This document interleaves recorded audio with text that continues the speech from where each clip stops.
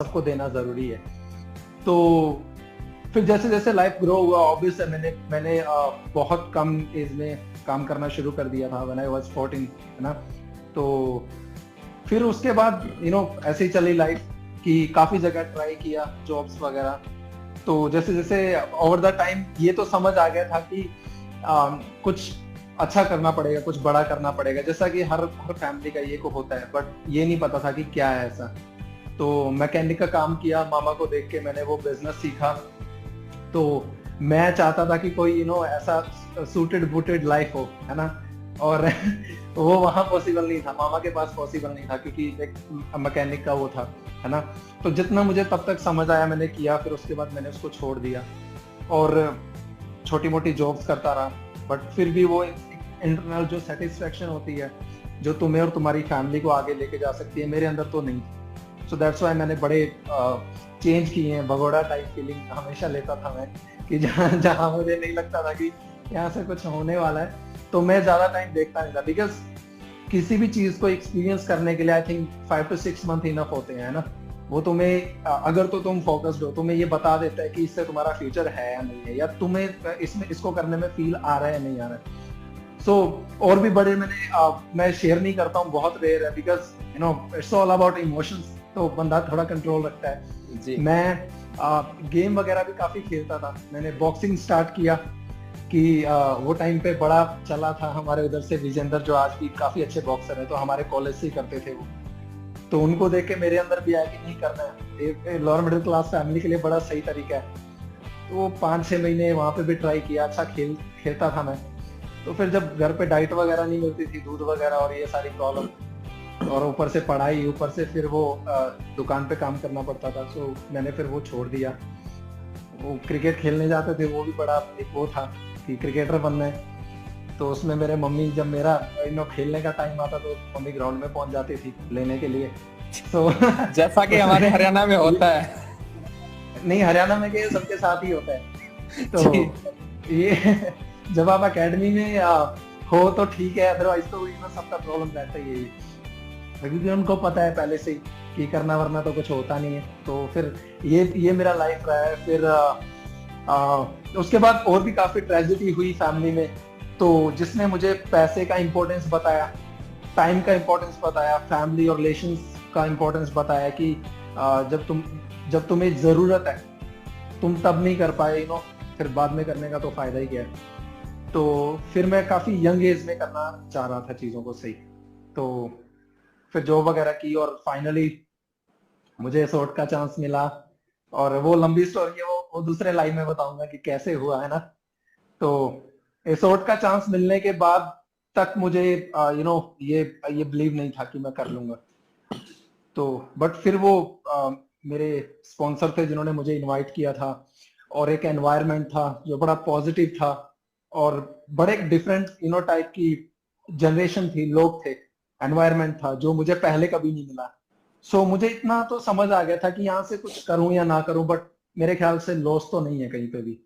तो मेरे ख्याल से मुझे ट्राई करना चाहिए। तो आज ऑलमोस्ट मोर देन 7.5 years हो चुके हैं, still I am with assort, और मेरे लास्ट ब्रेथ तक मैं एसोर्ट के साथ रहने वाला हूँ। तो it's all because of Roshan senior, specially मैं उनका थैंक यू करना चाहूंगा। हमारी पूरी एसोर्ट कम्युनिटी, उनके बिना पॉसिबल नहीं था। मेरे मॉम, मेरी फैमिली, और ऑफ कोर्स मैंने भी तो मेहनत की है ना। जी बिल्कुल बिल्कुल, यू डिजर्व दिस सीरियसली।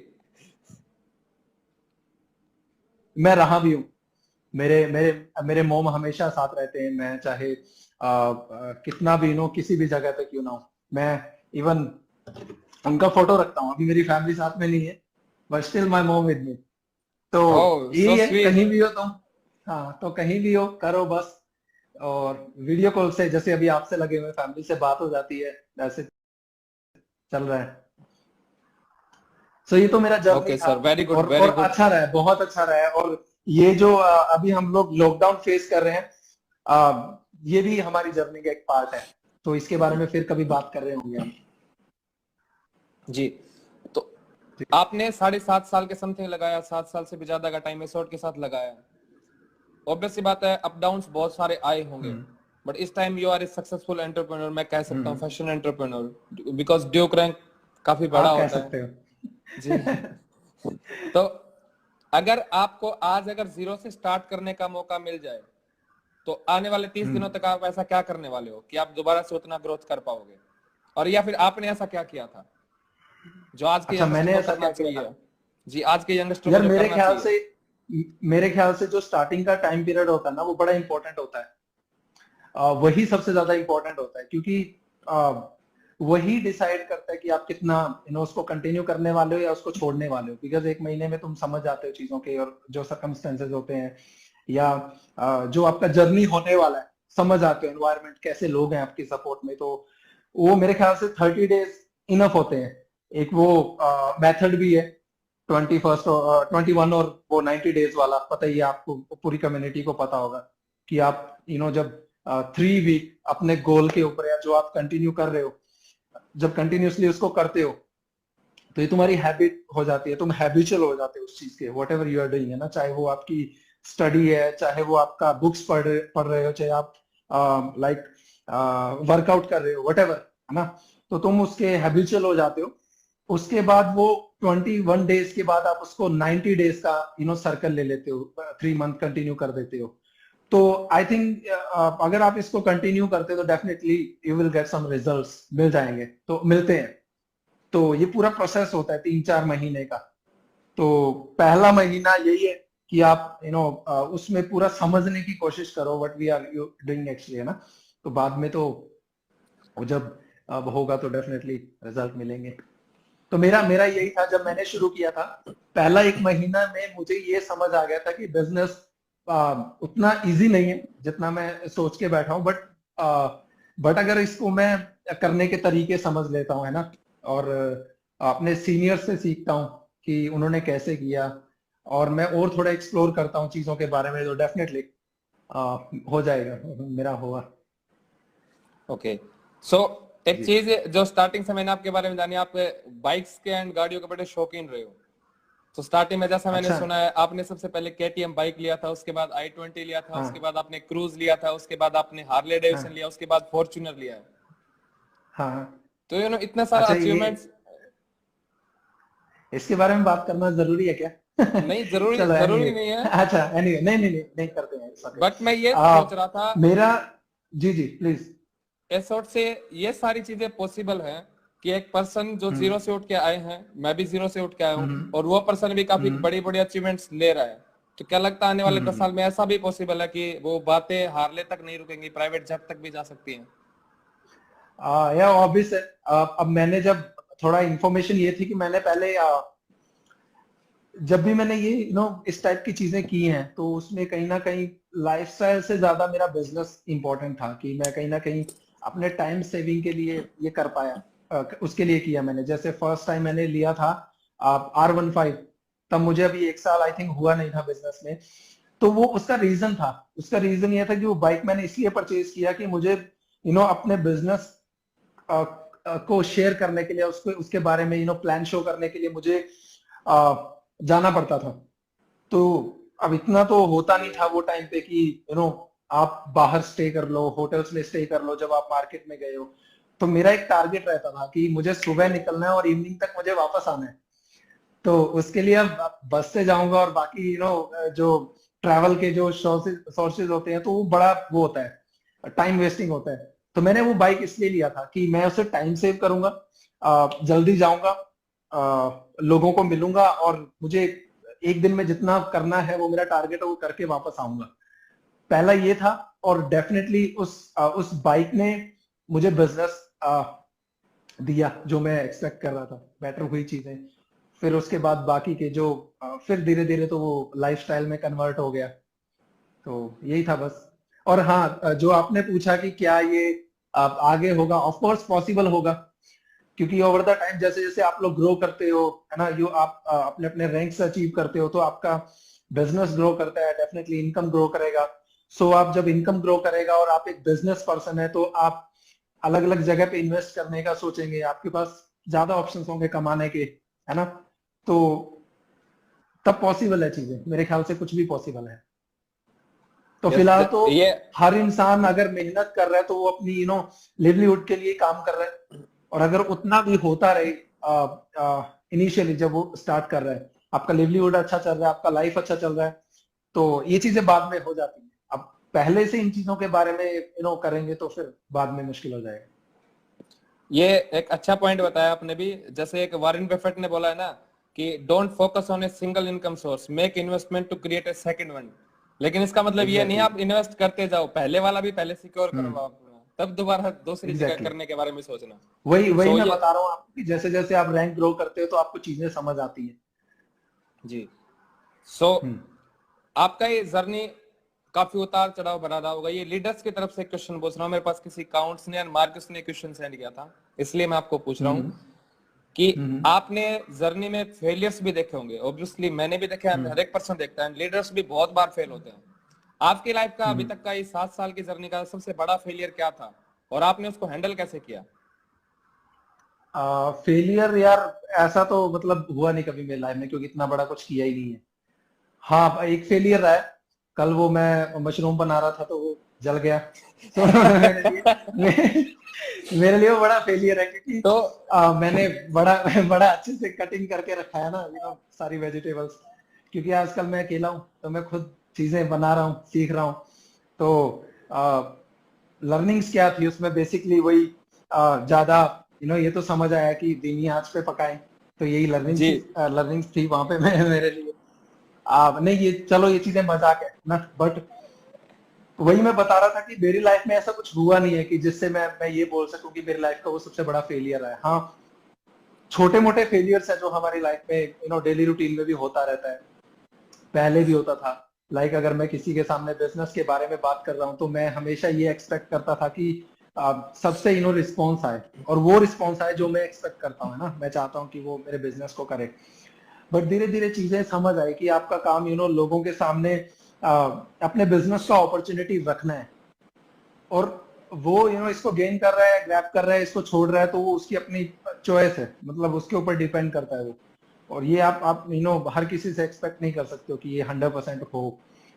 तो इस टाइप के फेलियर हुए थे मेरे लाइफ में, बट जब मैं नया था तो ये चीजें कहीं ना कहीं मुझे अंदर से डिमोटिवेट भी करती थी कि शायद टफ है। बट मेरे ख्याल से अगर आप लोग अपनी कम्युनिटी के साथ एंगेज रहते हो, अपने सीनियर्स को सुनते हो, अपना क्लासेस अटेंड करते हो, अपने इंटरनेट डायरेक्ट सेलिंग के बारे में या सक्सेसफुल लोगों की जर्नी एक्सप्लोर करते हो, तो तब आपको समझ आता है कि महल एक दिन में तो खड़ा होता नहीं है, it will take some time, है ना। तो चीजों को होने में टाइम लगता है। सो फेलियर्स तो यही थे, बट अभी भी होते रहते हैं। अभी जैसे आपको पता है कि मैं म्यूजिक प्रोडक्शन पे भी काम कर रहा हूँ, सो उसका जो कंटेंट है वो बेसिकली मैं रेडी करता हूँ और बाद में वो टीम के साथ शेयर करता हूँ। तो उसमें मैं काफी बार लिखता हूँ और ऐसे सॉन्ग्स लिखता हूँ जो जिनकी शुरुआत अच्छी होती है, बड़ा पॉजिटिव एनर्जी के साथ, बट जब वो बन जाता है, कंप्लीट हो जाता है, तो उसमें फिर पता चलता है कि तो बड़ा बकवास है, लोग गालियां देंगे इस पे, तो फिर मैं उसको ड्रॉप कर देता हूँ, छोड़ देता हूँ। बट उसका जो बीच का एक वो होता है, एक स्टार्टअप से लेके आपका जो सक्सेस तक के या फेलियर तक के बीच का जो टाइम पीरियड होता है, वहां से वो जो मिस्टेक्स हैं वो आपकी लर्निंग्स होती है ना, and if you will not repeat it again, definitely you will get something, मतलब कुछ ना कुछ तो आप कर ही लोगे। तो मेरा तो ये मानना है।